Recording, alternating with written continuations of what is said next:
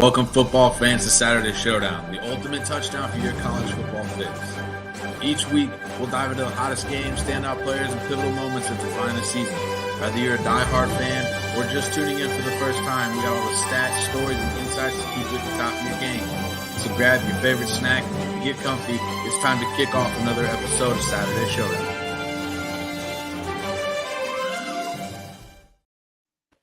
College football fans, welcome back into another episode of Saturday Showdown, your go-to source for college football. We're excited to welcome Mitch from the 3 Tech Pod in this week to talk college football with us. How's it going?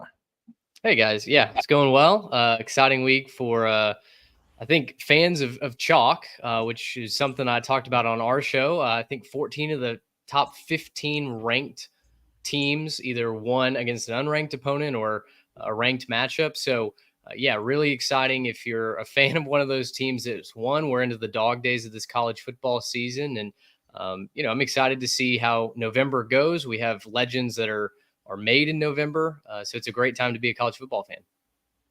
100%. Yeah, this week wasn't necessarily as exciting as far as upsets and things of that nature in college football like we've had so far up until this week. A little bit quieter week, but I mean, when you take a look back at it, I think one of the big surprises of this week, you look at the game that happened Thursday night, Pittsburgh taking on Syracuse, and just the absolutely terrible quarterback play for Syracuse with Kyle McCord. Dylan knows a little bit about that as he's the former Ohio State Buckeye quarterback that transferred over the offseason. 5 interceptions in this game, with 3 of those being pick sixes occurring in the first half. He still throws for 321 yards, but, I mean, at some point when you're looking at this, for me, how do you not bench this guy in the second half? Like even if your, backup quarterback comes in and throws a couple interceptions, it's not any more than they already had. It was clearly not Kyle McCord's night, yet they, let him stay in the game and keep slinging the ball. I don't know. What do you think, guys? This is just an interesting game with how this went, but also decision to, keep him in the game. Yeah, I think it was the only route that Syracuse had, right? Fran Brown, I think, kept waiting for Kyle McCord to dig himself out of the hole that he was creating. And at some point, I think he expected Syracuse's offense to get back on track. Pitt's secondary is not one of the more formidable units in the country. They're 112th in the country in total passing yards given up. But that's unfortunately I think the rap on Kyle McCord a little bit is at times he turns into a gunslinger. And listen, some of the throws, if you just look at the box score, you're going to maybe assign a little bit more blame than they should have been. There were some tip passes, but he also had some where he threw it right to a Pitt defender. And it was truly, I think, once the stone got rolling downhill, there was just no stopping it. Pat Narduzzi as well, 9-1 off a bye week. Now he's 10-1. I think the writing might have been on the wall a little bit for the Pitt Panthers. They're for real this year. Yeah, it was not his night. I mean, he threw 64 times, 5 interceptions. I mean, they just you could definitely tell they were trying to let him dig himself out of a hole, but 5 interceptions. He also had 9 carries for negative 32 yards. So, I mean, no matter what he was doing, it was not right. Like, and I understand there were some tip passes and stuff, but like you said, if you look at, even the replays of that game, he definitely was not making the best decisions throughout that game. You could definitely tell he was trying. He was definitely trying as hard as he possibly could to dig himself out. I mean, he was trying to make comebacks. He was trying to make those big throws.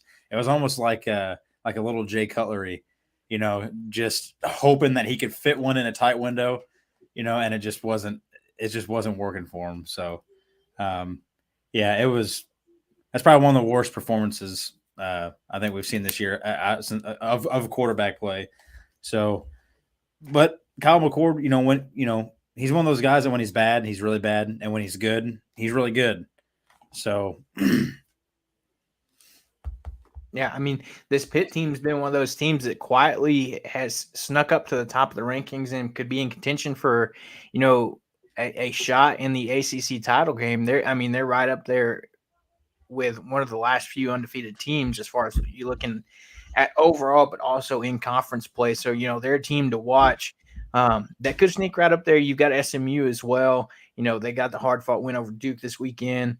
And then, you've got Clemson up there as well, and Miami too. So, this is, still up in the air between those four teams for that ACC title game contention.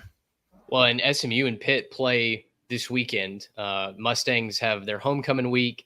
It's certainly a far bigger weekend on the Hilltop than I think anyone could have imagined. Even if you were in on SMU being an ACC dark horse, I don't know that anybody had Pitt being undefeated this late in the season on their bingo card. So it's been a mad scramble to get tickets here in Dallas to that game, and it should be quite the atmosphere in Dallas when Pitt comes to town.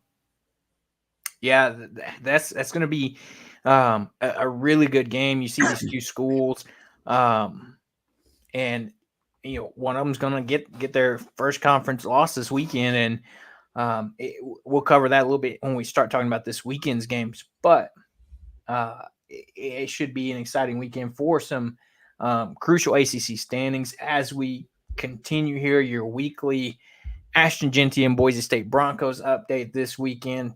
UNLV came in with a good game plan and kind of slowed him down a little bit compared to his normal production. He still had 128 yards and a touchdown, but this week that took 33 carries and only averaging 3.9 per rush, where, we're used to seeing him average nearly 10 yards a carry. This might just be the film out there now for some other teams to look at to kind of get an idea of defensively and scheme-wise what to do against an Ashton Genty. But as far as talent levels on the rest of Boise State's schedule, I think he's still set to have a great rest of the season. There's not really anybody on their schedule that if I'm them and with Genty that necessarily scares me. But, they came out with that close win 29-24 over UNLV. Well, and UNLV came into the game with the 20th best rushing defense in the country. So they were prepared to at least slow down Genty, right? And early on, they dominated the line of scrimmage. They pushed Boise State off the ball. Genty's so famous this year for even when the A and B gaps are filled up, being able to bounce it outside. And UNLV was not letting that happen. They had great gap integrity. But I think even as that first half wore on, first quarter especially, UNLV races out to a lead. I think there was something that all of us felt, just give it time, and Genty's going to go ahead and take over. And sure enough, as that game progressed, Boise State slowly began to wear the Rebs down. I thought Maddox Madsen did a decent job at quarterback as well. And, for those that just look at the stat line and go, oh, well, maybe Genty didn't have the breakout, the video game week that, folks are coming to expect. I know Brett McMurphy was tweeting flack at him, which just made absolutely no sense. I just feel like those people didn't watch the game. He got better as the game went along, and that's the whole case for his Heisman campaign, not just the gaudy numbers, but his ability to continually be the best player on the field well into the fourth quarter. That's what's stood out to me this entire season. Yeah, I mean, like you guys said, he's done it up to this point, within 7 games, he's done the same thing up to this point. I mean, it was only a matter of time before some team – actually started to do something about him. He's one of those guys that you're not ever going to fully stop throughout the game. You just hope to minimize as much damage as possible, and not let him have those video game type games where he puts up 230 yards and 3 touchdowns, in like the first half or something. Like, you just want to try to minimize that. And I thought UNLV did a really good job of that. To make him only get 128 yards off of 33 carries and only 1 touchdown, I mean, that's pretty impressive. So they came in there and they did what they had to do. Obviously, it wasn't enough to get the job done, but they definitely gave Boise State a run for their money on that one. So, but I agree. Anyone who's shooting him flack for only having like 128 yards, I mean, do you know how many carries 33 carries is in a game for anybody? And throughout those carries, just to progressively get better every time you touch the ball. I mean, that's pretty outrageous for anyone to throw some flack at him because he's not, he didn't have 3 touchdowns and like 280 yards. I mean, it's just not going to happen every single game. Eventually someone's going to walk in and be like, let's load the box on this guy and let's make him really fight for it. So, but credit to him. I mean, still 128 yards to touch the ball 33 times to be the best player basically every time your offense is on the field. I mean, the dude is doing something that we haven't seen in a long time. So,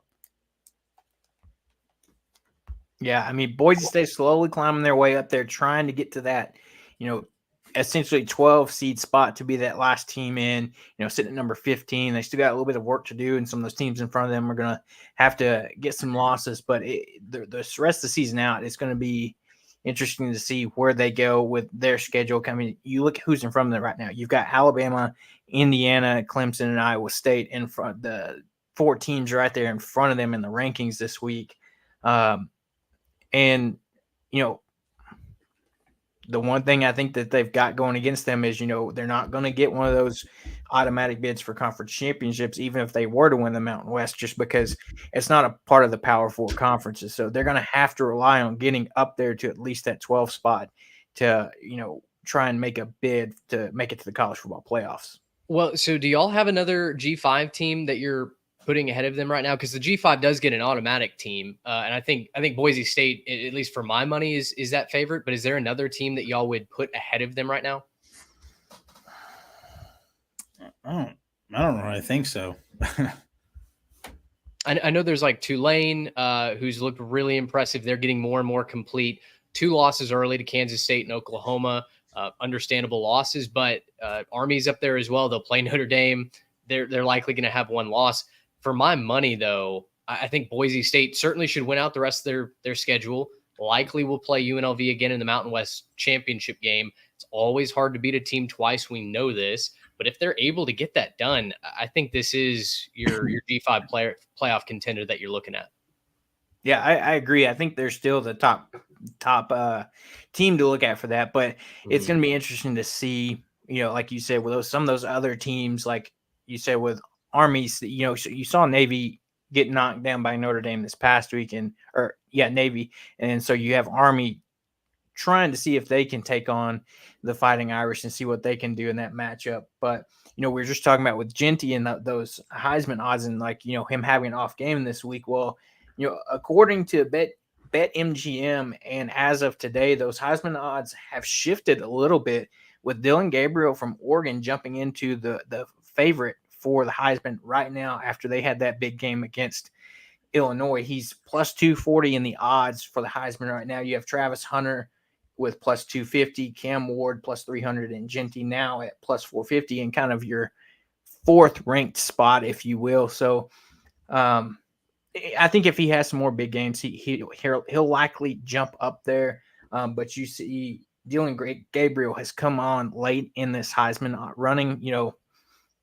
Getting the big win against Ohio State, continuing to lead the Ducks, and getting these wins over some of these top teams is really helping his case.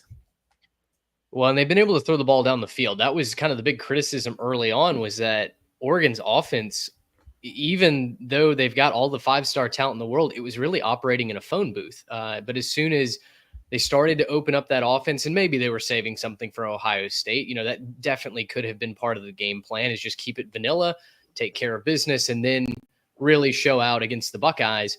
Since that game, the downfield passing threat has absolutely been in the repertoire, and we've seen the Dylan Gabriel of old that we saw at UCF, at Oklahoma. So I think that's why you're seeing the rise in the rankings, no doubt. Remember, he started in the preseason. He was the odds-on favorite before we even played a snap. So he's kind of made a comeback to the top of the rankings. Yeah, and I think it helped big time. That this is 2 big wins in a row. I know Illinois wasn't ranked the highest, but Illinois had actually, they had a pretty decent team. Their defense is pretty decent, and their offense with Altmaier, he's a gunslinger. I mean, he's been playing super well, throwing the ball a lot. He's been throwing a lot of touchdowns, taking care of the ball really well. And Dylan Gabriel went out there, and he was the best player on the field. Like, out of anybody, he was the best player on the field. I mean, the man had 3 touchdowns, almost 300 yards. I mean, he played really well. And I was actually surprised that with how well Illinois' offense has been playing, how much Oregon's defense, which they're not really known for, Oregon's never really had a strong defense. They kept that Illinois offense in check big time. They kept Luke Altmaier. I mean, he threw 2 interceptions. He only had 161 yards, no touchdowns whatsoever. They only allowed the highest rusher Illinois had was, he didn't even have 70 yards. He had 12 carries for 69 yards. Their lead back did, but no touchdowns. So I was actually super surprised. And in my eyes, that makes Oregon a little more dangerous if their defense can play like this the rest of the year. That makes them I think a serious contender. I understand they're number one. I don't think I've considered them like a national championship favorite in my eyes, even though they beat Ohio State. I don't really see them. I never really saw them as that, just because like the defensive troubles. They can score 60 points, but when your defense can't stop anybody, that's a problem. But they walked in there and they beat down Illinois, and I was actually fully surprised that happened. I thought it was going to be a closer game. I still had Oregon to win. I thought it was going to be a really close game, and it wasn't. I mean, they didn't even let Illinois get the double digits. So I was actually really surprised, and I think that makes Oregon 10 times more dangerous if their defense can start to come around and play like this. Well, and you look at it too, Dylan Gabriel also added a touchdown on the ground as well. So he equated for 4 total touchdowns on the day with, 5 rushing yards, but, one of those goal line type carries where he just takes it in himself.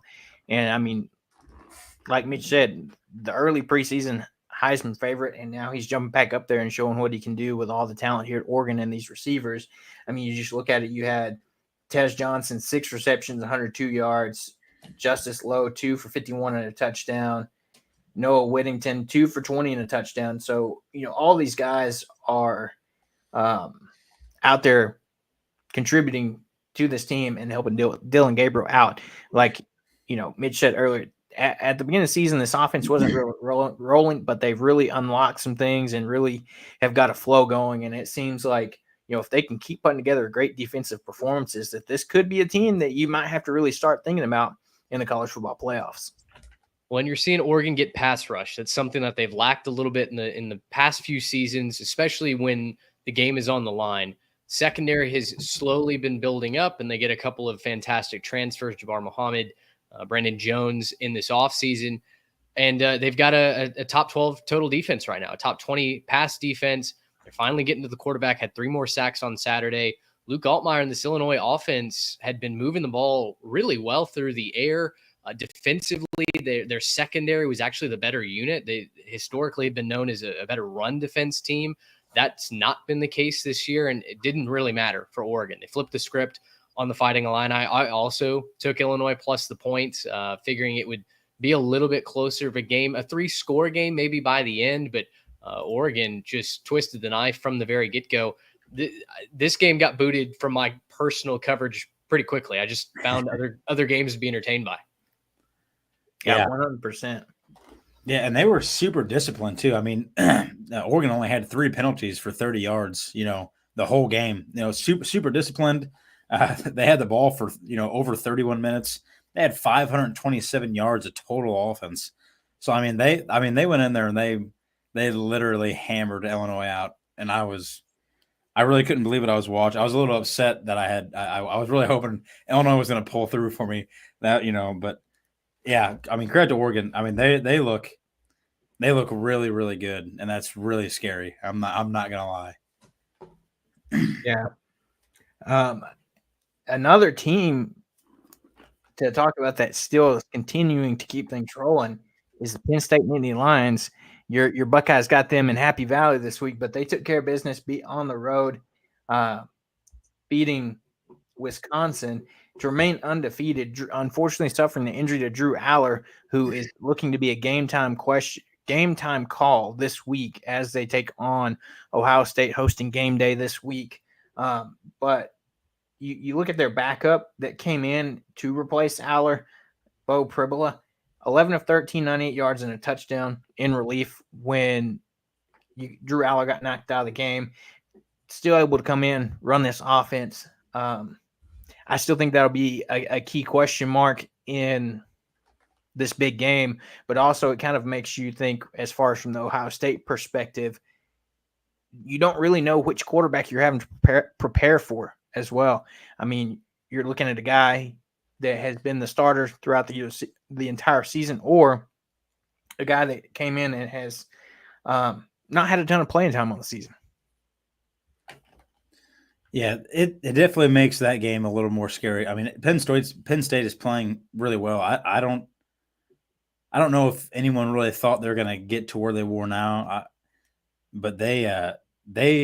I don't even know if anyone even thought they were going to be this good. I know they were, ranked, in the preseason, obviously, but Penn State always mess up somewhere where they shouldn't, and they have not. I mean, they've literally been on the gas pedal every game. I know they had the close game against USC, but I thought Wisconsin was a pretty decent team. They came in 5-2. They've been moving the ball really well, especially through the air. And they came in here, and I mean, they it wasn't an extreme beating, but I thought they won on every front of the game. They played really well.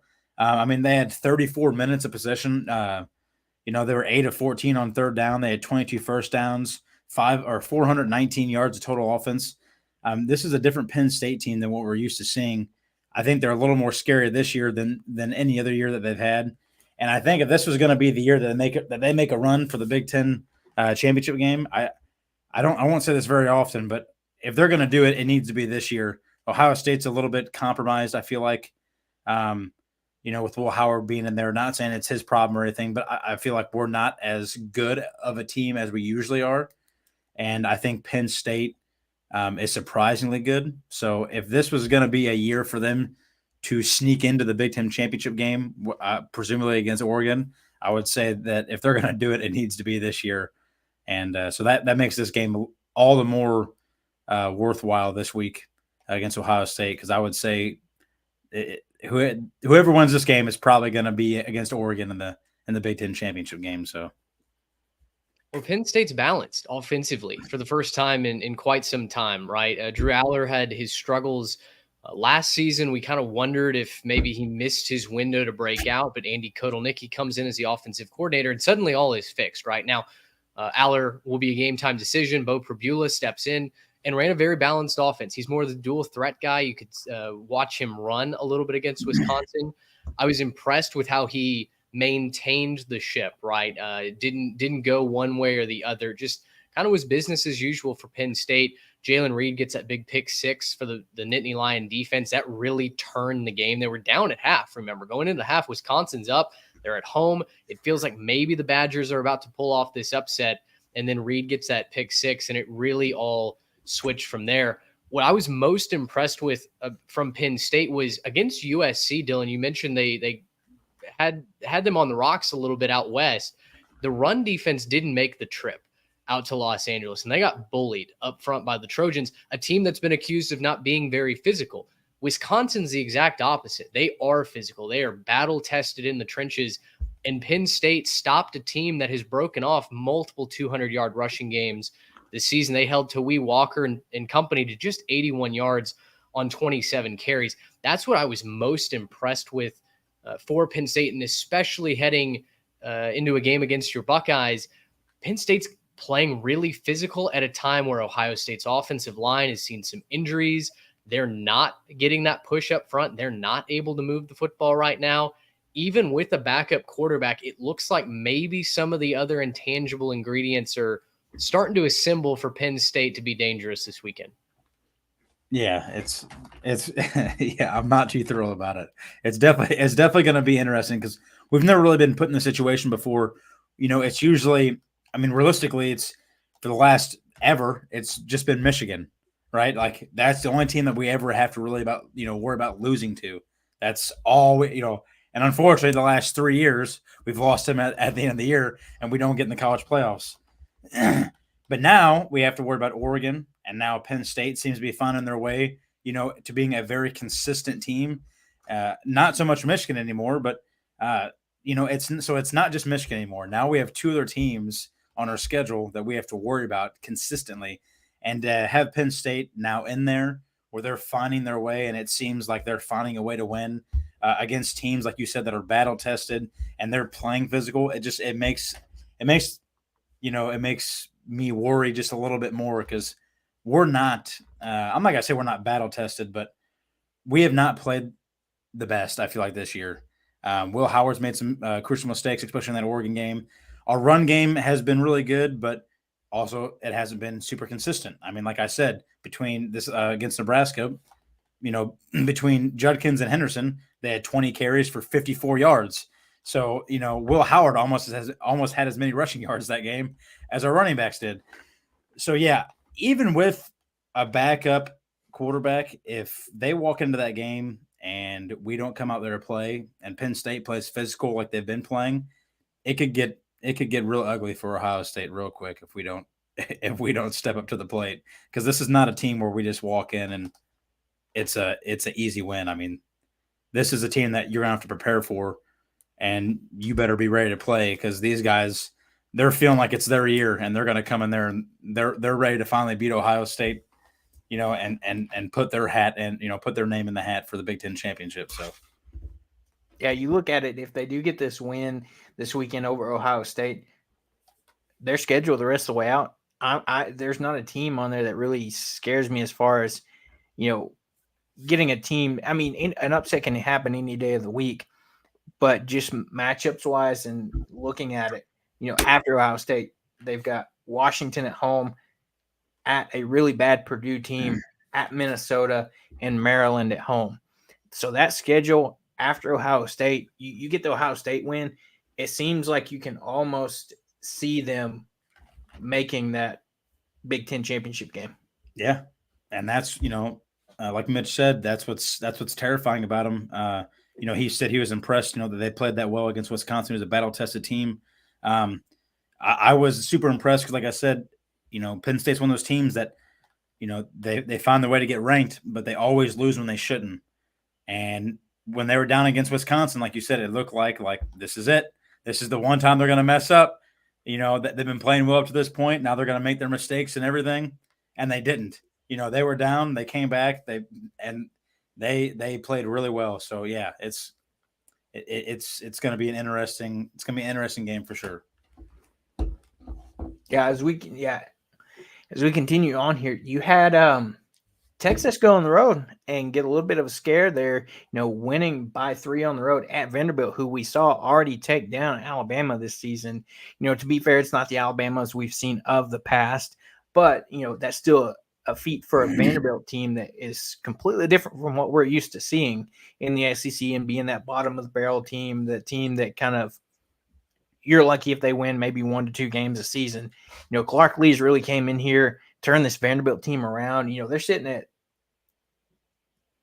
5-3 on the season after this week. And I mean, not that they're going to go out and win the SEC, but they're probably going to make a bowl game, probably get 1 to 2 more wins on the season and have a decent season for the first time in several years. But on the flip side, that you look at this Texas team, lost to Georgia, and you go on the road and struggle here a little bit and win by 3. Did that loss to Georgia kind of put a chink in the armor of that Texas team and kind of, I don't want to use the word exposed because that's a little bit too much, but kind of show some weaknesses that this Texas team can have and that they're not as dominant as maybe everybody thought they were up until that Georgia game?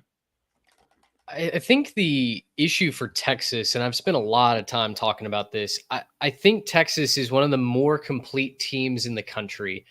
What Georgia showed was that if you have an elite pass rush, you can get to Quinn Ewers. And then the issue with the Longhorns all along, I mean, this goes back to his senior season at South Lake Carroll when I covered him in high school. Quinn does not handle pressure well. He gets happy feet, and his fundamentals break down. And so he's been really fortunate to have one of the best offensive lines in the country in front of him for the majority of his career at Texas. Georgia was a different animal, and that's why you saw the sloppy play from Quinn, the deer in the headlights look. He just doesn't love getting hit. I'm not saying he's not a tough player, but he's historically just not loved standing in there and taking that hit. For me, what this showed is that Texas can win without having to throw the deep ball. And, Quinn's numbers are actually really impressive. After he threw that first interception, which was not his fault, it was tipped at the line of scrimmage. Vanderbilt got pressure and it forced the turnover. After that, he threw 17 straight completions. And I made a comment under a beat writer's feed that I thought Quinn played excellent on Saturday. And Texas fans started attacking me, saying I had no idea what I was talking about. I clearly didn't watch the game. But Sark's game plan against the Commodores was not throwing the ball deep down the field. He wanted to dink and dunk. He honestly wanted to mirror Vanderbilt's attack, where you're working eye candy against the defense. You're letting your playmakers get in space and then collect the first downs and your chunk plays from there. I thought Texas executed that in the passing game for the most part. The other issue offensively is their running game. They're so thin at running back, and Trey Wisner and Jaden Blue have carried the water for most of the season. They've had their moments, but when they aren't able to create that space for themselves, suddenly the offense maybe does become a little one-dimensional. And so, Texas is not the perfect team. I don't necessarily even know that they're an elite team, but I don't know that anybody is in college football this year. So I think the Longhorns are going to be just fine, but the flaws that maybe most people didn't know were there before the Georgia game, I think you're starting to get some film on them, and that's how folks are going to attack them going forward. Yeah, I think I thought Texas played well. I mean, obviously, that was a closer game than what I'm sure they wanted to. But Vandy's no joke either. Like everybody said, this is a better team than they've probably ever had in the most recent years. I think Quinn started to play better in that game. I don't think he's playing up to his best. I think after that injury, I think it's kind of taken him a little bit to get back to where he was. I mean, the last 3 games that he's played, he has 6 touchdowns and 4 interceptions. He has 6 interceptions on the year. So in the last 3 games, he's thrown 4 of them. So I thought the Vanderbilt game, like you said, I thought he definitely started to play like the old Quinn before he got injured. I think the Georgia and even the OU game, I thought he played a little conservative. And I understand that's not all his fault. That just goes with the game plan as well. So I was actually happy to see him get back to, what we're used to seeing. Because he did have 3 touchdowns, along with the 2 interceptions. But like you said, he doesn't really handle pressure very well, and I thought Vandy was finding ways to get to him. And I kind of think you add the pressure, with his abdominal injury, maybe he doesn't want to take another hit like that. So I thought maybe it kind of had him, on the rocks a little bit, but he persevered, and after that first interception, like you said, I thought he played very well. So, yeah. And then you continue one of the other bigger teams in Texas, and you've got SMU that's doing well in the ACC, but staying in the SEC, one of the bigger games on the weekend, Texas A&M had LSU coming to town to Kyle Field. And, I think both me and you both picked LSU to win this game, and, Texas comes out, they're down 17-7 at half. Elko makes the decision in the second half to insert Marcel Reed into this game for Texas A&M, and it was no looking back. He came out and put on a show for College Station.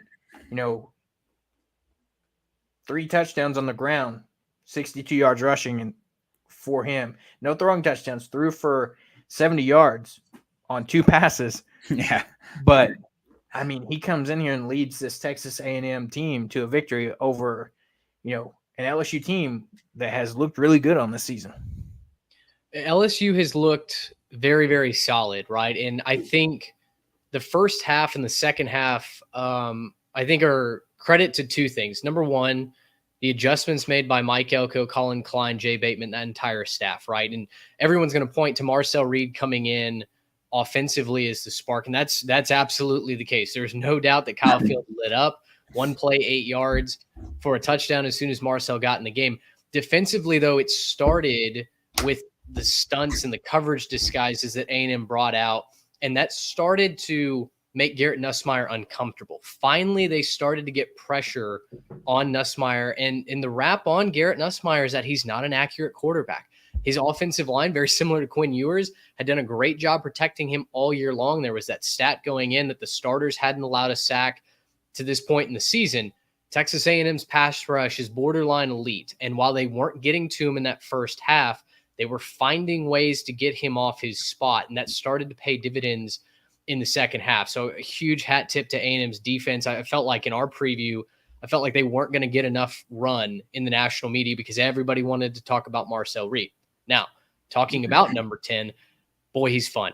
Boy, he's electric. And he did finally hit a deep pass. It's one of the things that we talked about all season long on our show was when he was in and going 3-0 while Wegman was the starter, he was really, really inconsistent at being able to throw that deep ball. You saw him hit the 50-something yarder to Noah Thomas that made LSU's defense respect his ability to pass. The reason why they couldn't defend that read option was because they had to maintain a secondary. Otherwise, A&M was going to start dialing up passes down the field. And as that lead started to slip, and then as they started to fall behind, that was something that Baker just could not risk for the Tigers. So, lightning in a bottle, probably. I think Marcel Reed probably should be the starter going into South Carolina. I know that Colin Klein is going to have to scheme up some passing plays, though, because 18 rushes and 2 passes, it got the job done against LSU. It surprised the heck out of the Tiger defense, and they never made the adjustments.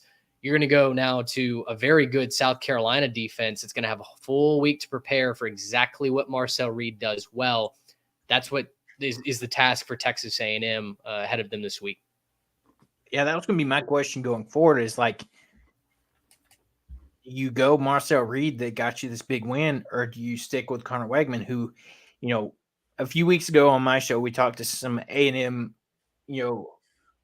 media people that they were talking about that they were still hoping Wegman could be the guy that they kind of brought him in to be, that he still he's been very inconsistent and really hasn't been the guy, if you will, that they expected him to be. And, he had some of those injury issues at the beginning of the season. But now, you're 7-1, like you said, Marcel Reed going 3-0 while Wegman was hurt, coming in, getting inserted this game and getting the big win against, a ranked opponent. Now it's like, well, who do you go with? The guy that kind of has gotten you 4 of your 7 wins, or, the guy that you're still hoping can become the guy? I think it's got to be Marcel Reed for the simple fact that Colin Klein was a mobile quarterback in his own day, right? And so his offense is predicated on a dual threat quarterback being able to extend a play when the first read isn't there. And Marcel has done a decent job of working through his reads in pass protection this season. But ultimately, I think a lot of the route concepts that Klein calls, which are really frustrating when Wegman's in, the offensive line maybe isn't giving Connor as much time as he needs. The wide receivers aren't getting the separation downfield that you would need to throw into a tight window. Those route concepts are also designed to clear space for the quarterback to step up and run. And Wegman certainly can, but there was a play in that game where he cut right into a defender where if he'd stayed straight, he stepped up over the left guard. If he'd stayed straight, he had 20+ yards of open grass just waiting right there in front of him. Connor doesn't see the field that way. He's not a pure pocket passer, but he's a passer first. Marcel is more that dual threat guy where if that first or second read isn't there, then he's going to look to create with his legs. And I just feel like that's Klein's offense in a nutshell, that even if you scheme up for the read option, even if you take away Marcel's first or second read, there's kind of an it factor, right? An X factor that Marcel brings that unfortunately we just haven't seen from Connor Wegman. And I hate that. Weggy is an awesome quarterback. We've seen when he's healthy, when he's confident, he can zip the ball into some tight windows and make those downfield throws. I think the confidence has been rattled to such a degree that when the offense can't get him some of those chunk plays down the middle or down the seams, he starts to overthink. And I thought you saw a lot of indecision from Connor in that first half against LSU. Yeah. I mean, you look at it too, you've got Marcel Reed. People got to remember too, he's just a redshirt freshman. He's a young guy. And, looking at it, like you said, with Colin Klein, having that experience of being a dual threat quarterback back in the day, having a guy like Marcel Reed, if you let him go the rest of the season, and he's a guy that maybe you can develop into a guy for the next year or two at A&M. He gets an off season, is able to, like you said, work on some of those deep balls, that accuracy. If he gets that corrected in these next few years, he could be a dangerous quarterback for A&M under a Colin Klein offense. Yeah, there's no doubt about it. I think he is the straw that stirs the drink, and I think you pair him with the power rushing attack that the Aggies are known for, and obviously Le'Veon Moss has taken that to another level this year. I think that is the path forward for A&M, not just being a really good defensive team with a dangerous offense, but a true balanced team that can beat you on both sides of the ball. Yeah, 100%. Jumping over to one of the other games this week before we move on to talking about this next week 10, BYU. I think the surprise of football this season, with them setting themselves up for a nice spot in the Big 12 championship game. They go this past weekend, going on the road to UCF and getting the win 37-24 to continue their winning and remain undefeated. I mean, they're just performing really well this season, and I Dylan and I before the season had kind of talked about, we thought maybe Oklahoma State would be that team that they bring back all the experience, all the Alan Bowman being an experienced guy, one of the more experienced offensive lines in the country, with having a lot of seniors on that line. And out of nowhere, here comes BYU, a team that just second year in the Big 12, looking for a chance to be in that conference championship game.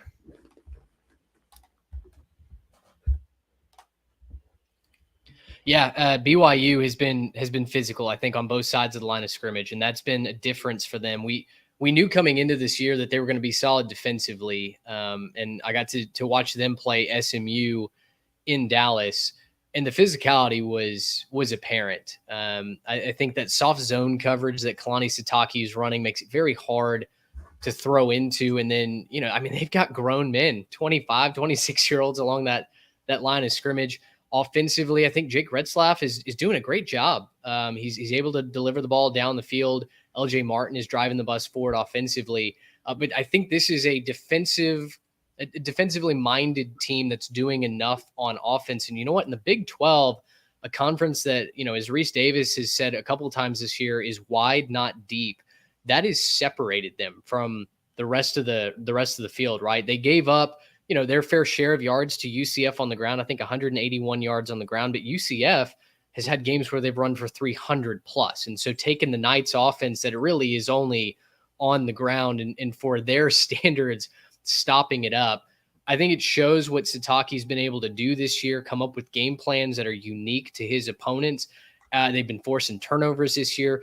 BYU is for real. Garrett Turney on our show, he's been, kind of trumpeting BYU's case all season long. Trey and I have been a little bit slower to jump on the bandwagon, but there's no doubt they're playing solid football. They did have the scare against Oklahoma State, but they found a way to win. And that is something. As we get into November, the teams that know how to win are typically the ones that you see playing for conference championship games. Yeah. Oh, I agree 100% there. And then on the flip side, that you look at UCF, who, in this game is played their third quarterback of the season. KJ Jefferson, quarterback transferring from Arkansas, doesn't have the best starts, gets benched for Ja'Curry Brown, that transfer that came over from Miami.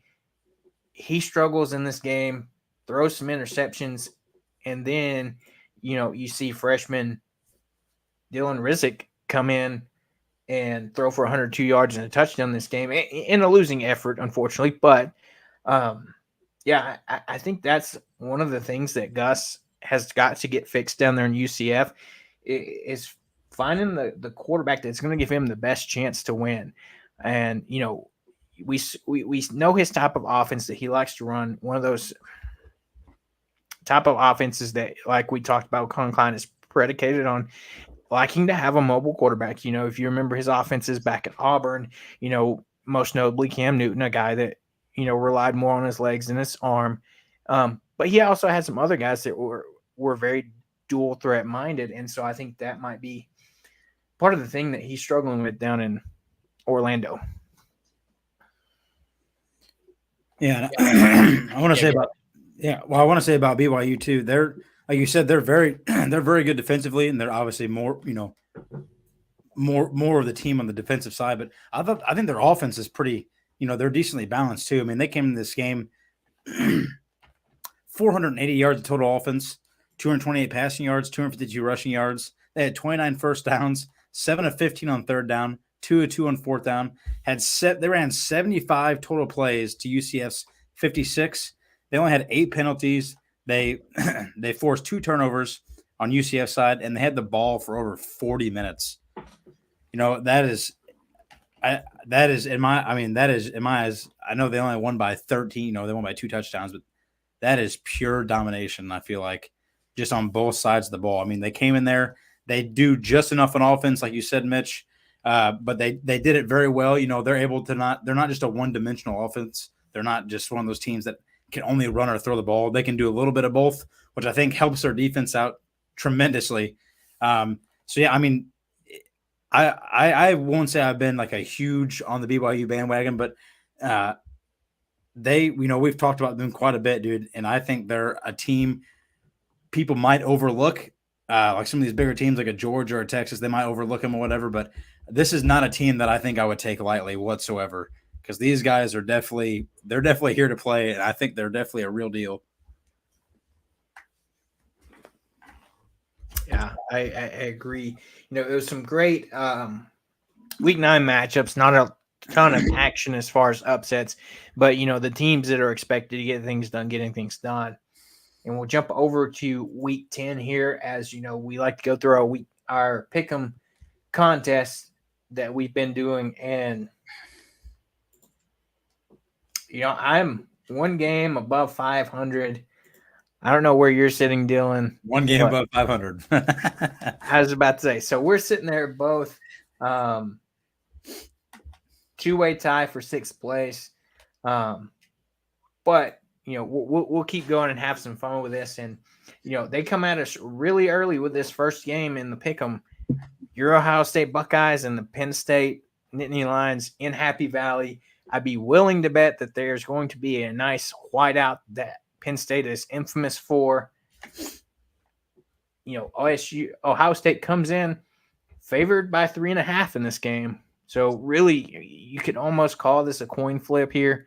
But it's going to be a tough test on the road in Happy Valley for Ohio State, especially if they're wanting to keep their hopes of getting to that Big Ten championship game once again.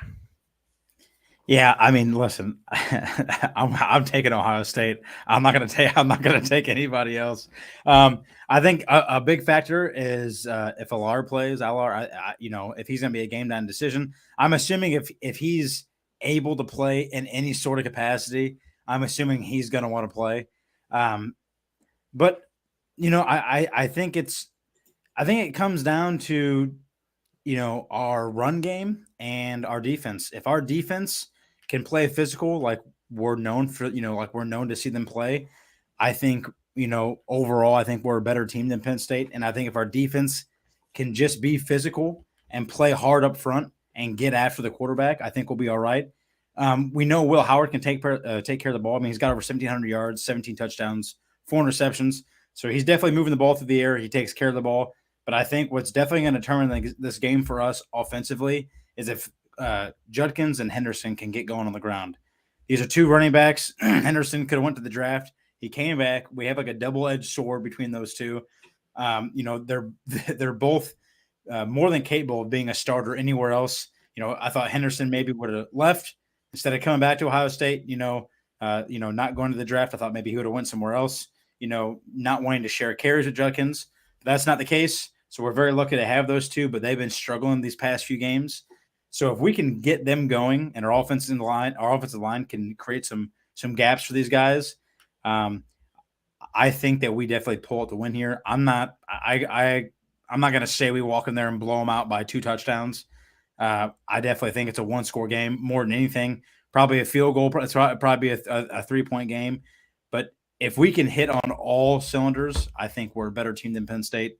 And as long as we can do that, I think we can win. Ohio State's certainly the more explosive team. And Dylan, you're right. The running game, the defensive lines are going to be critical in this. Ohio State's got the 6th ranked rushing defense. Penn State has the 8th ranked rushing defense. So you kind of throw those out in the wash. You look at the offensive line, and I mentioned my big concern for Ohio State is the injuries along the offensive line, right? Famously, they spent $20 million in transfer portal money this offseason, but the depth along that offensive line is razor thin. And losing Simmons, your left tackle, 2 weeks ago, the replacement kind of got beat like a drum against Nebraska. I'm scared for Will Howard this week with that Penn State pass rush. What's going to be critical is Chip Kelly's going to have to scheme around those deficiencies. The ball is going to have to come out quick. If they're not able to run like they weren't against Nebraska, you saw a lot of the balls going out to the perimeter, trying to get out of Howard's hands quickly, keep him clean. If he gets any time to throw it all, those offensive weapons out wide on the perimeter, those are the difference makers, right?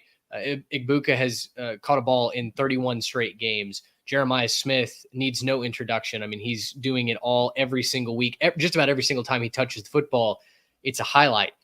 Will Howard have the time to throw the ball down the field? That's what I need to see in order to feel really confident about Ohio State. They're my national championship pick. I did have them losing to Oregon, but then getting revenge in the Big Ten championship game and then making a run after that. If they're not able to get a win on the road in Happy Valley, I'm really concerned that Ohio State might not be able to recover from that, right? You have all the noise, all the storylines about Ohio State is always just a step short of reaching that ultimate goal. If they can't get it done in Happy Valley, maybe against a backup quarterback, certainly the screaming on social media at Ryan Day is going to be as loud as it's ever been. Yeah. It's like Lee Corso famously says, "Not so fast, my friends."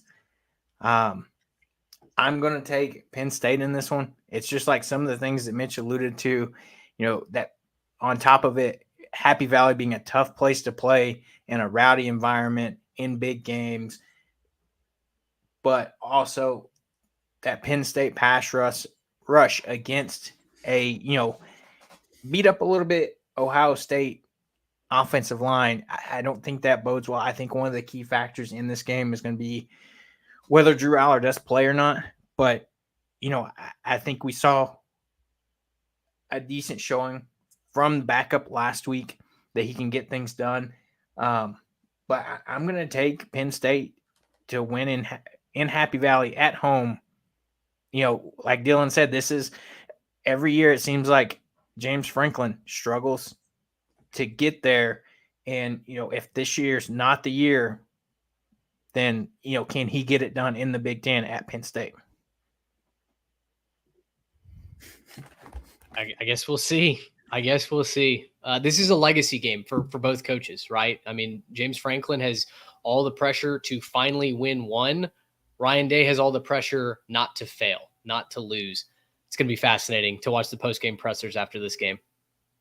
I agree. We move on to the next game, and, they flip from Dylan's team to my team. Ole Miss headed to Fayetteville. Arkansas coming off a huge win, much needed win on the road at Mississippi State, a bad Mississippi State team that we've talked about. They're just not great this year. They're building momentum under Jeff Lebby. They're finding ways to score, and they look better now than where they were at the beginning of the season. I think this was a major game, for Arkansas on the offense with Taylor Green. I mean, you saw him have some struggles and inconsistencies coming out flat against after the bye week to LSU. And they come out here and just dominate in this game. And like you said, you got to take that with a grain of salt because Mississippi State's, they're not going to blow you out of the water. They're not the best team. But you have Taylor Green come out in this game, 314 yards, 5 touchdowns through the air, 1 on the ground rushing. Getting more receivers involved in the passing game, that's the thing that I, Seth and I on Hogs on the Hill talk about is, up until this most recent game, you've seen Armstrong get, 75% of his looks and targets. Well, that wasn't the story in this game. You saw him spread the ball around to several different, receivers compared to, majority of those targets going to Andrew Armstrong. You had Luke Haas and Andreas Puska, the two tight ends combining for 4 touchdowns on the day. That's a staple of a Bobby Petrino offense, is he likes to get those tight ends involved. And so I think that's going to be big this weekend to carry that momentum over into a game where with Ole Miss, it's always we say that about several games with Arkansas, but it's always a weird game. You look at the past 4 years in these games, all 4 years, the home team has won the game, whether that be one of Sam Pittman's first years here at Arkansas, Hudson Clark at the time, a young guy not on scholarship, gets 3 interceptions, wins the game. That following season, it's at Ole Miss. He decides to go for 2 to get the win. It doesn't convert. Back at home, Rocket Sanders has a massive game 2 years ago. And then on the road, it's a little bit closer matchup, and Ole Miss gets the win at home. So, I'm expecting another big win. Not big win, but a great matchup between these two schools. Like Locked On Big 12 says here, will Arkansas keep Sam Pittman with a win? I don't know if they win this game, but I think if he gets bowl eligible, makes it to a bowl game, I think he'll be at Arkansas another season. But, with that being said, I think Arkansas is going to carry this momentum, and I'm taking them to get the home win here this week. And, kind of like as they're putting things together, this Bobby Petrino offense is rolling, and Taylor Green is really picking up this offense. The one thing that I'm concerned about for Arkansas outright this week, the spread's at 7. So if you're picking against the spread, you've got a touchdown to play with there in favor of Mississippi. I would take the Hogs to cover. I think right now, as we sit here on Monday night, I'm going to take Ole Miss to win a tight one, and I think it's for 2 reasons. Number one, the rush defense at Ole Miss is tops in the country. That front 4 has been absolutely disgusting. You can say what you want about Lane Kiffin and some of the failures that he's had in the transfer portal, as in bringing guys in, not getting them to gel, underachieving, not meeting expectations. All of that is perfectly true. But this defensive line is dominating the line of scrimmage. And from a non-Hogs fan, the way I've watched Arkansas football, the Hogs have to be able to run the ball. They have to be able to establish that line of scrimmage in order to allow Taylor Green to cook, right? To be really special and play action using his legs. I wonder if Ole Miss can help limit what Arkansas is able to do as far as running the football. The second thing, and Caleb, you mentioned this, the tight ends are such an X factor for Arkansas. Ole Miss has one of the most athletic linebacking cores in the country.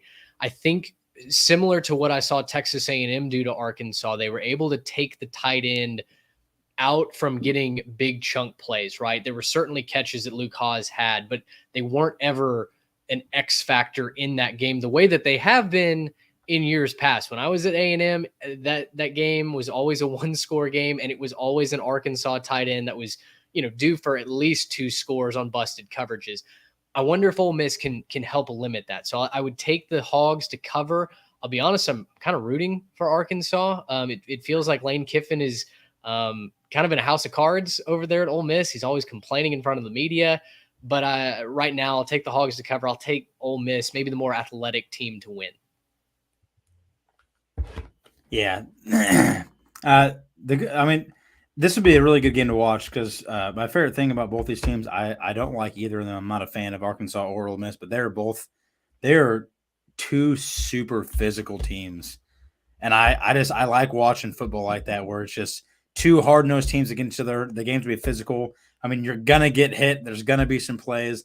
I like football like that. I'll tell you, last time I picked Arkansas to win was against LSU. I thought maybe they're going to put a little more of a fight, be super physical against LSU like we saw them play Tennessee. They were super physical against Tennessee, kind of gave Tennessee a little bit of something they haven't seen before. They were all up in their face. And against LSU, I don't know really what happened, but they were not the same team that played Tennessee, that played against LSU. They were not as physical. They were not able to move the ball. They weren't able to do a lot of things. And that's my only concern, obviously, for Arkansas is they're just a little inconsistent. I know Ole Miss is too, but I can understand the loss to LSU. But if you take away the loss to Kentucky, I mean, before they lost to them, they're ranked 6th in the country, and they lost a game they probably shouldn't have to Kentucky. So I'm going to take who I think is the more physical team and who I think has a little more talent. I'm going to take Ole Miss a little bit out of spite too. I mean, you took Penn State. I'm going to take Ole Miss. I hope they blow Arkansas up by like 40. But that's no, that's not going to happen. I think it'll probably be a really close game. Arkansas always seem, especially this year, against teams that might be better than them on paper. I mean, these guys go in there and they play hard, man. They play physical. I didn't think they were really going to pull one off against Tennessee, and they absolutely did. That's why I was so surprised they lost so bad against LSU, because I thought they were going to walk in there with that momentum and really give LSU a run for their money. But I'm going to take Ole Miss, but I would not be surprised if Arkansas wins a tight one. So, yeah, I think for me in this one, you look at it too. This past week, again, it was just a bad Mississippi State team, but I think the offensive line played the best they'd played all season. You got a guy back from injury, and it's any case for any team in football, but I think especially for Arkansas this year, if you look at the games, if Arkansas can play a clean game and win the turnover margin, then they're going to have success there. You look at the games that we've lost, the turnover margin has been terrible. I mean, you look at our losses, Oklahoma State, you lose that turnover margin there with a pick six. You have a fumble on a punt later in the game. Texas A&M, you have 2 crucial fumbles from Taylor Green, one at the 10 that gives A&M a spark to get one of their first scores. And then LSU, you had that funky interception that the ball gets batted up. Weeks intercepts it and gets it to the 1. The Binion fumbles the ball. So I think that's going to be one of the keys for Arkansas is you got to play a clean game. Don't turn over the ball. Take care of the ball, and you set yourself up. It's going to be a hard-fought game. Like Dylan said, these two teams always go hard against each other, hard-nosed football. Hopefully Arkansas's line keeps continuing to develop. I think that's going to be the key, especially with Sam Pittman being, quote-unquote, one of the best offensive line coaches in the country. And we struggled to see that last year, and it's improved week to week this year. And I think that's going to be one of the key things to look at in this game. So I expect it to be a good game. Like you said, that spread's 7 right now. I wouldn't be surprised to see it shrink a little bit by the time we get to Saturday. But it should be another fun one early here in Fayetteville as that game kicks off at 11. We jump into the next game here. You have Illinois and Minnesota. In Illinois, like we just said, Illinois comes off that loss to Oregon. Minnesota coming off a win against Maryland. Minnesota's favored by 1.5 in this game on the road. So this is going to be another one of those coin flip games. You have Luke Altmaier, like we talked about, has really done a good job of taking care of the ball this year for the Fighting Illini. And on the flip side of that, Brosmer for Minnesota. Same thing, same storyline there. He's taking care of the ball. 4 interceptions on the season compared to his 12 touchdowns. This should be another hard-fought game this week. I think this line feels backwards to me. I think it feels like everyone's reacting to Illinois getting drubbed at a really good Oregon team. Minnesota, on the other hand, finding a way to win. Max Brosmer throwing the ball really efficiently this past weekend as well. For me, Minnesota does match up well as far as the running game going against a Fighting Illini front that has not been particularly efficient at defending the run. But in these Big Ten games, they often muddy the water, right? These are close games. Turnovers really matter. And I'm going to take Illinois here to bounce back. I think Luke Altmaier faced one of the best pass rushes he'll face all season, if not the best, a week ago, and it showed. This week against Minnesota, who has a decent defensive line, but I'm going to take Altmaier to hang on to the football, be smart with that. He had only, I think, turned the ball over once. He led the country in touchdown to interception ratio going into the game at Autzen Stadium, 15 touchdowns and 1 pick. So last weekend was really uncharacteristic for him. I'm going to take the Illini to get back on schedule this week against the Gophers. Yeah, I'm going to have to do the same thing. Illinois hasn't really given me a reason to believe that they're going to get they're going to get canned like that 2 games in a row. They've played tough against basically everybody they've went up against. I mean, they were 6-1 before the loss against Oregon. That was a game where you could just tell they were not all there. They were not complete. They did not play well. Everybody's got games like that where they are not on par. Unfortunately, that was a big game for them, or what could have been a big game for them.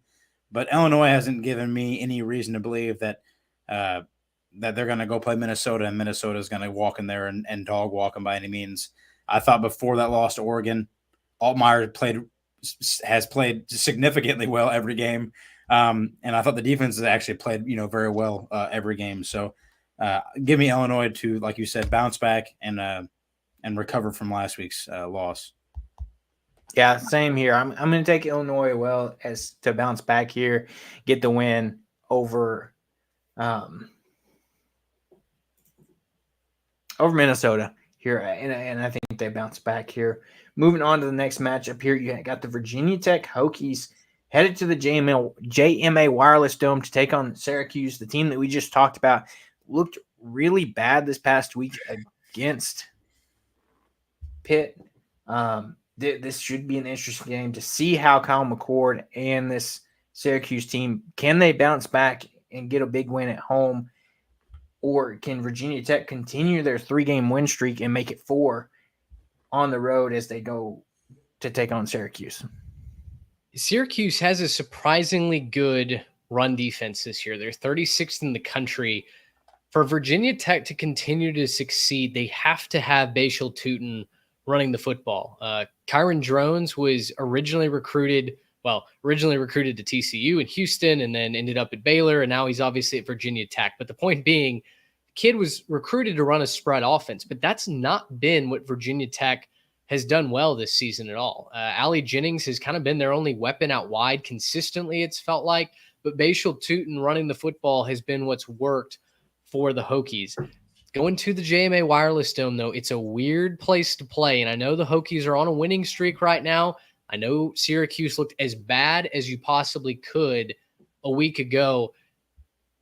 I think I'm on the orange here to win this game. I've made it kind of public that on our show, I'm hesitant to jump back on Virginia Tech's bandwagon this season. So I'm going to trust my gut here. I'll go Syracuse. I am going to go Virginia Tech. I think that's the only one. I think it's about the only team I have not picked yet. But I'm going to go I'm going to take Virginia Tech against Syracuse. I think Syracuse, talent-wise, might be the overall better team. But there is one consistent thing that I see throughout these two is Kyle McCord progressively and ultimately makes bad decisions every game at some point in time. I mean, he's got 11 interceptions on the year. He had 5 in the last game. It's hard for someone to bounce back like that. I'm not saying that he can't, because the kid is talented. But sometimes when you try to bounce back from a game like that, you try too hard, and then you start making more mistakes. I think it's probably a tight-knit game, but I'm going to say that Kyle McCord probably makes a few more mistakes in the game that he probably shouldn't, and I'm going to take Virginia Tech to walk out with the win. Yeah, I'm right there with you, Dylan. I'm going to take Virginia Tech as well to get the win here. I think hopefully they keep this winning streak alive, and like Mitch said, you put it on Tutin to help carry this load for this Virginia Tech team, and then Drones does enough to get the job done.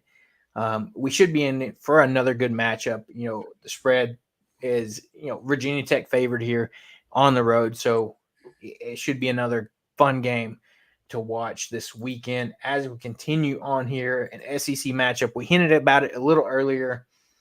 You have Texas A&M headed to Columbia, South Carolina to face Beamer Ball, Shane Beamer, and this South Carolina team, that's been up and down this season. They're a team that offensively they're not going to scare you a lot. And then this Texas A&M team is coming off a very big emotional win at Kyle Field. And you see sometimes in college football, teams coming off a big emotional win sometimes can, fall the next week. And I don't necessarily think that happens this week, but A&M comes in favored by about 3.5 on the road for a game that kicks off at 6:30. So for South Carolina to win this game, they need a couple things to happen. They need to turn Texas A&M over, which historically this season has been a really tough thing to do. A&M is, I think, in the top 20 in turnover margin. Their defense forces them. Their offense doesn't give the ball away very often at all. They won the turnover margin against LSU critically this past week, 3-1, and that was really one of the big catalysts that catapulted the Aggies to victory there. The other thing is that South Carolina also has to run the football. Lenora Sellers is not good when you ask him to win the game on his arm. He's inaccurate at times, and they've got some decent weapons at South Carolina, but the passing game has just not clicked. So they have to be able to run the football. Texas A&M historically has had some success against Rocket Sanders. Caleb, I'm sure you're well aware. The Aggies have certainly found ways to stop Raheem when it mattered most. They've got the 9th best rushing defense right now. If Texas A&M can find a way to keep the ball under lock and key, not give that South Carolina crowd in the cockpit any reason to go crazy other than the beginning of the game, I think they can win this game comfortably. Now, if that offense struggles, if for whatever reason Marcel Reed or Connor Wegman, whoever the starter is, isn't getting the job done early, you have some early 3-and-outs, some punts that give South Carolina decent field position, that's where South Carolina can beat you. They're a top 20 defense. The offense, very, very average. So if the Aggies can take care of the football and they can score points early, I think this is a relatively comfortable win. But Mike Elko said it in his press conference today. This is what he believes their most elite challenge to date on the defensive side of the football. So, in the Bright Indoor Complex, you hope that all Maroon eyes are focused on Columbia right now and going 1-0 this next week against Shane Beamer. Yeah, I'm gonna have to take Texas A&M for the win as well. I think again, another typical type of defense where they're just super physical. The team's super physical. I definitely think, I'm not really sure who they're going to have in their center, but if Reed is there, I definitely think that adds even more of a threat to more of a threat to the offense. Their defense is good. Their offense, like you guys said, they don't really turn anything over. But with Reed there, he definitely makes you worry more than just about his arm. You got to worry about what he can do with his legs too. So I'm going to say that they're probably going to go with Reed. At least that's what I'm hoping for. And so I'm going to take Texas A&M for the win. I just think they're the more talented team. Yeah, I kind of agree with you. As much as it pains me to say this, I do think A&M wins this one. That's something that, I was hoping LSU got it done last week. A&M is one of the teams that, you ask different Arkansas fans who the big rival game is or who's the opponent they hate the least. And if you ask my wife, Texas A&M is hers. She cannot stand Texas A&M and the Aggies, and it hasn't been fortunate for Arkansas in that series over the past 10 years, with a lot of those games being in Jerry World. So, but I do think A&M probably goes on the road and gets it done here. We jump into another matchup, which has been a very interesting Iowa Hawkeyes team this year at home taking on Wisconsin. It was an Iowa Hawkeyes team that, we talked about is notoriously known for not putting up a lot of points, having a very stout defense. And, they've been able to put up some points this year. You look in in 3 of their wins this season, 31 points, 40 points, 40 points. They've found ways to put up points this season behind Cade McNamara, 1,000 yards, 6 touchdowns, 5 interceptions on the season. I think a lot of their success is on which version of him do you get, the guy that's going to turn over the ball or the guy that's going to, play well. Iowa comes into this game favored by 3.5, but this is a tough Wisconsin team that, played a tough game against Penn State. It should be an interesting matchup this week between Wisconsin and Iowa. I'm married into a Hawkeyes family. I have predicted 2 of the 3 Iowa losses correctly this season. I did not have them losing to Michigan State on the bingo card, and that made sitting at a table at a wedding reception with all Iowa season ticket holders and donors even more awkward for me. So I'm going to pick in favor of the Hawkeyes this week. They are different at Kinnick. They defend the run well. They obviously run the ball at an extremely effective rate with Caleb Johnson. Wisconsin is just average at defending the run, and I think that is the difference. If Caleb McNamara does not have to put the game on his arm at any point, advantage Hawkeyes. So I think that line is about right. I think we're going to get a classic Big Ten game here. Both teams wanting to lean on that running game and throw off of those chunk plays on the ground. So I'll take the home team in the defense. Yeah, I'm gonna have to go the opposite way. I think I'm gonna take Wisconsin here. Like we had talked about with them against Penn State, they're battle tested. They're deep in the trenches. They can run the ball. Throwing's not their forte, but Locke can still throw the ball. My main thing is that for me, Iowa is just super inconsistent. Score 40 points, score 7. Score 40 points, score 20. Score 40 points. I mean, it seems like their offense, is exactly what they've been known for the last handful of years. Good defense, no offense. And that's just not going to win you a bunch of football games every year. I mean, you might be able to win some with a good defense. You might be able to turn the ball over, get some defensive touchdowns, whatever. And that can make things a little bit easier for your offense. When your defense is playing so well. I just don't think this is one of those games. I think Wisconsin defensively and offensively is just better than Iowa. And I think when push comes to shove in this game, I think Wisconsin's going to walk out with the win. As close as it's going to be and as classic of a game it's going to be, I just think Wisconsin walks out with the win. Yeah, I'm going to the opposite here. I'm going to take Iowa.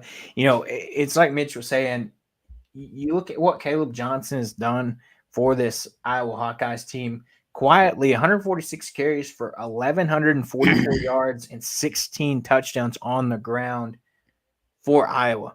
And if he can get it going and not force, Cade McNamara to win it with his arm, I think Iowa's going to have a shot in this game. And, that's what I'm going to go with. I think Iowa can get it done here at home after coming off a close loss to Penn State. We'll move on here. Georgia Southern and South Alabama, an interesting game we talked about last week with South Alabama and Louisiana Monroe, and they come out and win 46-17. And you have Georgia Southern coming off a loss against Old Dominion 47-19.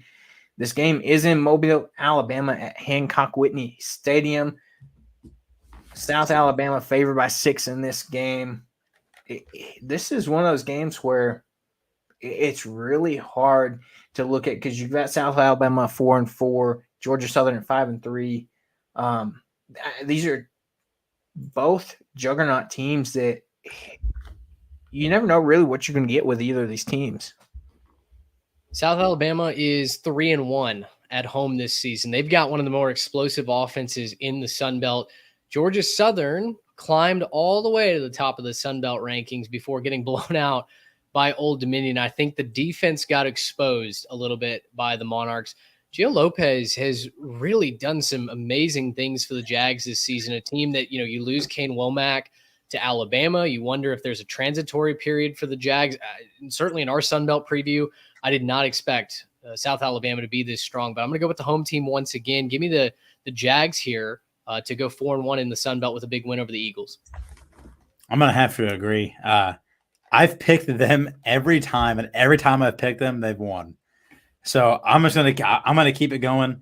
I don't really know much about either of these teams, but it seems like they're really, their offense is explosive, and on top of being explosive, it seems like they're really able to take care of the ball, especially their quarterback Lopez. I mean, over 1,600 yards, 13 touchdowns, 1 interception. Their running back has 8 touchdowns on the season. So I think I'm gonna go with them as well, and I think they get the win. Yeah, I agree. It's like Mitch said, South Alabama's 3-1 at home here. And not to mention, how can you not love a team whose running back's name is Fluff Bothwell? Fluff Bothwell. What a name for a running back here. He's a freshman. 578 yards, 8 touchdowns on the season. I think South Alabama continues to get it done here at home to get the win over Georgia Southern. As we continue through our pick'em game, we hinted about could have implications as far as the ACC. You have the Pitt Panthers headed to Dallas to Gerald J. Ford Stadium to take on SMU in their first season in the ACC. SMU favored by 7.5 in this one. This is a game that I think SMU surprised a lot of people this year. And, same for Pitt. They've came in as a kind of a dark horse, team that surprised some people in the ACC as well. Yeah, SMU has a top third defense. I think they're 33rd in total metrics. For me, Pitt needs a couple of things to go right. They need Des Reed to be able to get free, both in the running game and in the passing game. He catches a lot of balls out of the backfield, and the Pitt defense needs to force turnovers. Now, SMU didn't exactly take care of the ball on the road against Duke last week. They had 6 turnovers and still managed to win that game. I think Rhett Lashley gets the guys focused this week. They're at home. That's been a key to their success this season. They played really well at the Hilltop. I know they dropped that game to BYU, but the defense really does play well at home. I like the Ponies here. I can't decide against the spread if I like SMU by more than a touchdown or not, but for the pick'em sake, straight up, I'll take SMU. I think Kevin Jennings takes care of the football and gets back on track this week. And SMU puts themselves right there in the driver's seat to be there in Charlotte in their first year. Yeah, I think I'm also going to have to agree with you. I'm going to take SMU to win here. And the thing I like to look at too is obviously like the quality of teams that you play, like how much harder is the competition you play than the other team. I mean, obviously don't count Florida State because they might be the worst team I've ever seen in my entire life. But TCU is not a terrible team. Louisville was ranked at one point in time, and I thought Duke overall was a really good team as well. And it seemed, with all those guys, they were able to pull out wins against a handful like tough teams. I don't think Syracuse is super tough. Cal, I don't think they're the toughest, even though they were up a bunch on was it Miami? They were up like 35-10 on them at halftime. But overall, I just think SMU is the better team, a little more talented too. And like you said, I think being at home obviously has a big factor to play as well. So I'm going to take SMU to win here. Yeah, I'm going to go the same way too. I think this SMU team has come out and surprised some people this season, making that transition from the AAC to the ACC. And, I think they continue rolling here at home. Rhett Lashley, an Arkansas alum, a guy that, is from Arkansas that a lot of fans have called for to bring back to, this Arkansas program. So, I want to see that success there. And I think SMU gets it done here at home and puts themselves in a good spot for making a run to that ACC championship game. We continue here. We jump back to the Big 12. TCU, Baylor Bears in Waco at McLean Stadium. You talk about inconsistent teams. This Baylor team has been one of those. You look at them.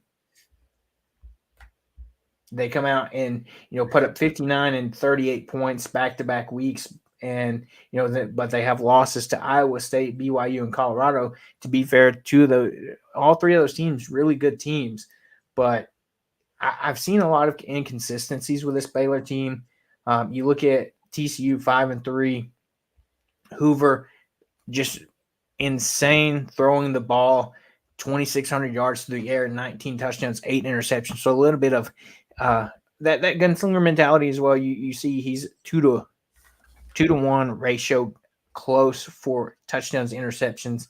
This should be another interesting Big 12 matchup where we've talked about there's not a lot of defense has gone on in these matchups. So this could be another shootout game. Baylor's favored by 3 being the home team, but the over-under is 64.5.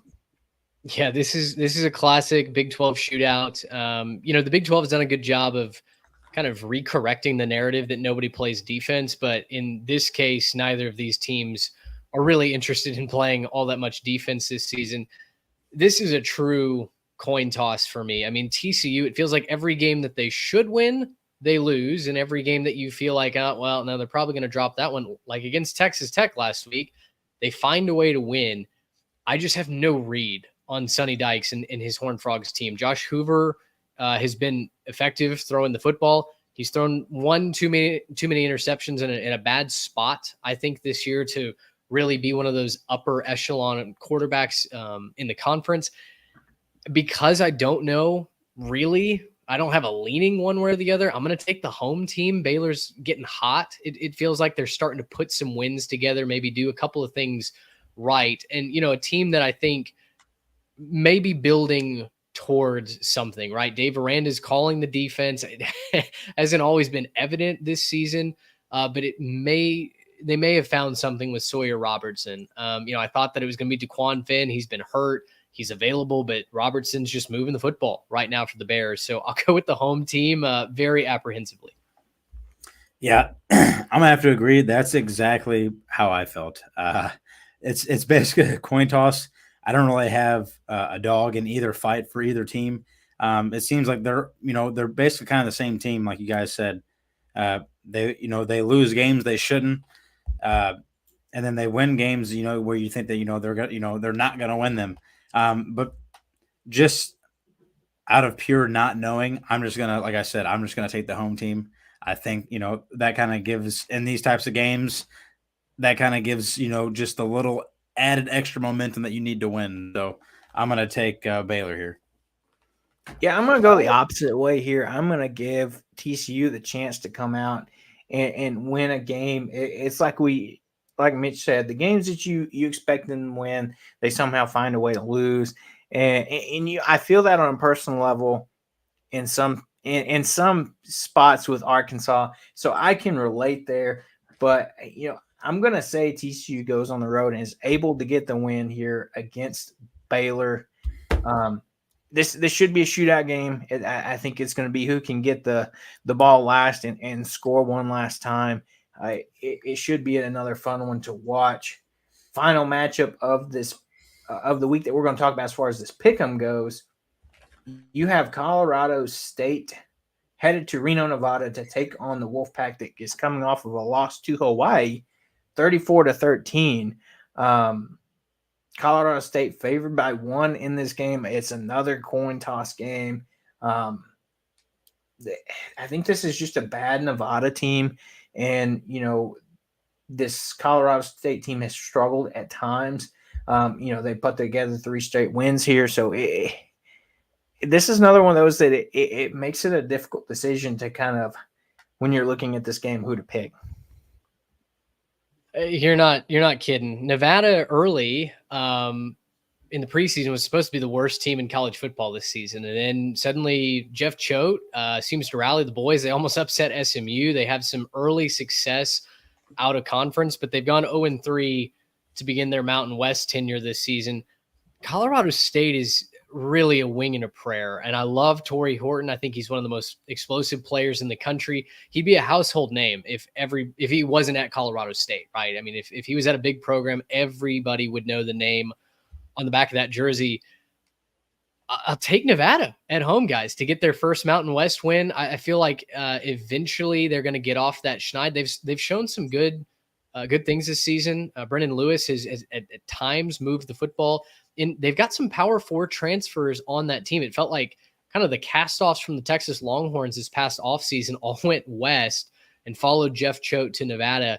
I think eventually Nevada gets off the schneid. Maybe it's a bad spot for Colorado State. That defense can force Braden Fowler-Nicosi to throw some interceptions. So call it a hunch, but let's ride with the Wolfpack. I'm going to go the opposite way. I'm going to go Colorado State. Yeah, it just seems like one team has kind of found their way and one team hasn't as of right now. I don't, like I said, just like the last game, I don't really know anything about these two whatsoever. I love college football, but not necessarily that much. But the one thing I look at is one team's won 3 straight and one team just got blown out by Hawaii. And so I'm going to take Colorado State just on that.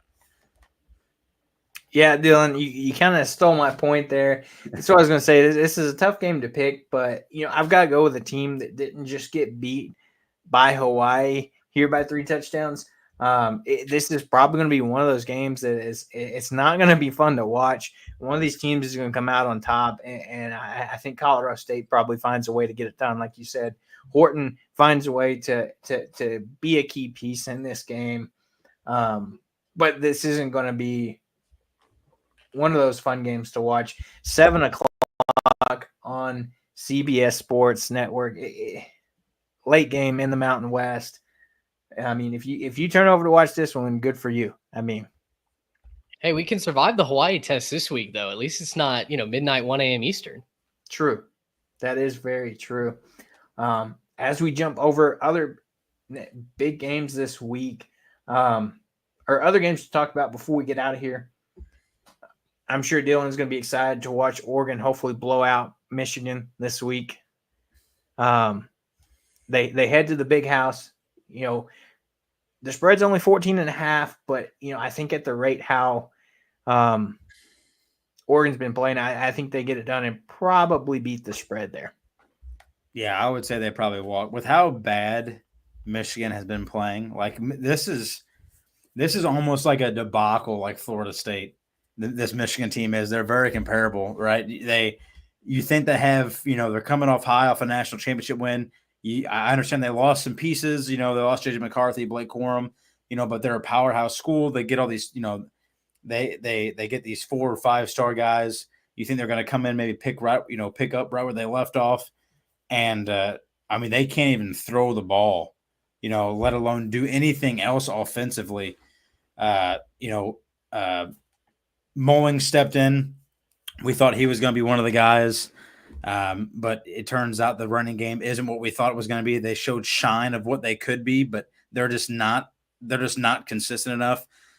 You've had Warren, who comes in. He started the season, then got benched. Then you had Tuttle. Then you had the other guy. I can't say his last name. So they've switched between 3 quarterbacks, and none of them can consistently throw the ball, let alone find the end zone through the air. And then the defense on top of an atrocious offense, the defense is terrible. And on top of a terrible defense is a terrible coach. Like he can't get anything going. And I'm not going to blame it just on him. It's his first year there, but he was dealt a really bad hand. All the scandal stuff coming down, all the players leaving, everything happening all at once. It kind of just put him in a really bad position. So this is a really bad Michigan team. And Oregon's probably going to treat them how they just treated Illinois. They're probably going to walk in there and lay it down on them. So, yeah, guys, Michigan's last 4 games: home against Oregon, at Indiana, home against Northwestern, at Ohio State. There's a really good chance that Michigan loses 3 of these next 4 ball games. Jack Tuttle, who's been in that quarterback rotation, he just medically retired this afternoon. His fifth career concussion is what's forced him out of football. So, yeah, Michigan just doesn't have any answers. That defense has been uncharacteristically porous this season. They've had injuries up and down, but even the secondary has gotten exposed at times. So I am a little leery as to why the line is only 14.5. At times when the line has stunk this year, it's really not paid to just blow by it and say, well, I think this is true, so I'm gonna go with what I know. That's why we've had 2007 vibes this year. We've had teams that had no business winning a game, competing, covering spreads, winning outright. That being said, though, there's absolutely not a single tangible reason that I can give to take Michigan in this game. So I think it's Oregon minus whatever. Yeah, I agree. The only thing I think that maybe some people or whoever is kind of coming up and putting these lines is they see it's at the Big House, and usually that would make a difference if this is not this year's Michigan team. But this year's Michigan team is just bad, and it's going to be interesting to see. I'm sure people are still going to show up, but they're still 5-3 on the season, can still get bowl eligible if they can find another win on this schedule somewhere. But like we said, I don't think it comes this week against number 1 Oregon. Looking through the schedule, other games to take a look at, maybe keep an eye on the Duke-Miami game, another game that, as far as Miami purposes, don't sleep on Duke. They could come in there. Duke's been a decent team this season, sitting at 6-2. Miami is favored by 20 in this game. They've been favored big at times this week, and you've seen them struggle at times. You think about Cal, you think about Virginia Tech, where those games came right down to it towards the end of the game. I think this should be another fun ACC matchup, but don't sleep on Duke, and be careful with this Miami team that at times can let teams sneak up on it.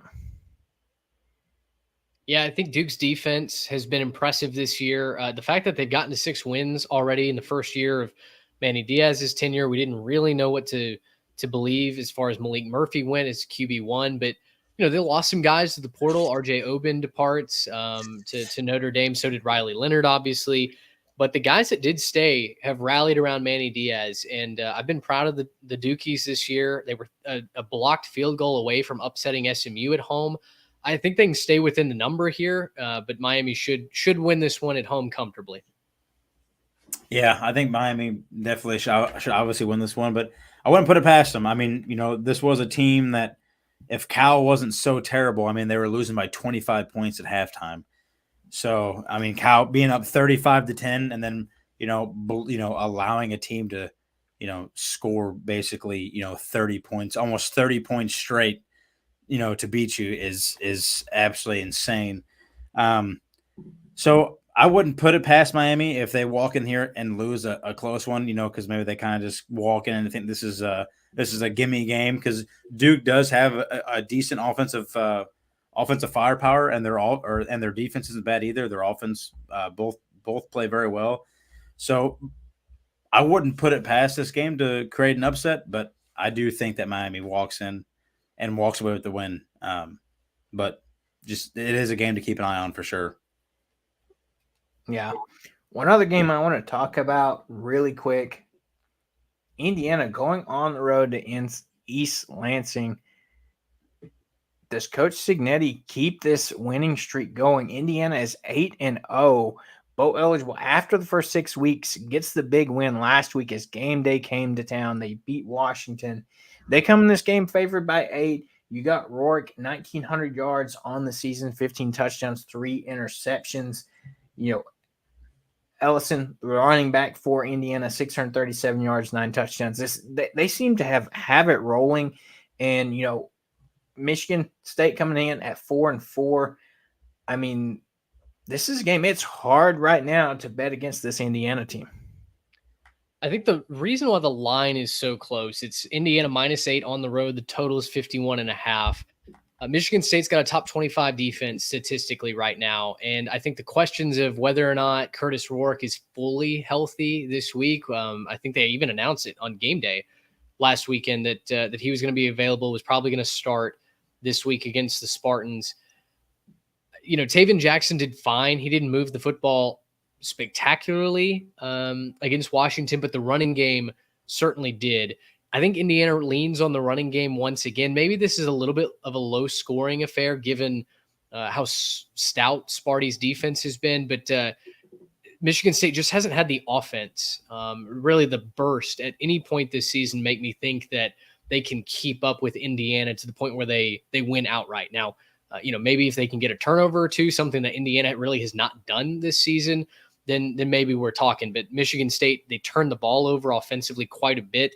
They don't force a lot of turnovers. They just kind of stop you from moving down the field. That's what we saw against Iowa a couple of weeks ago. So, I think the debate feels more like whether or not you take Indiana minus the 8, but give me the Hoosiers to win. Yeah, I'm gonna have to agree as well. I think Indiana gets to win. I mean, being Michigan State, I mean, you lost to Michigan. I know it was a close game, but you lost to Michigan. You actually let them have some sort of a pass game, which is outrageous. Their quarterback Warren was able to, this is a guy who for the longest time was their leading passer through like the first 4 weeks, and he didn't play after like the first game. But he walked in there with, he threw 19 times, 123 yards and a touchdown. You let one of their backup quarterbacks be the leading rusher and rush for 10 and a half yards a carry on you. Indiana, I think, is a 10 times more skilled team offensively and defensively than Michigan. So I really don't think Michigan State probably stands a chance, to be honest. Yeah, if you look at it here, the rest of the way out, Indiana has a very favorable schedule the rest of the way out, other than their big game against Ohio State at Ohio State.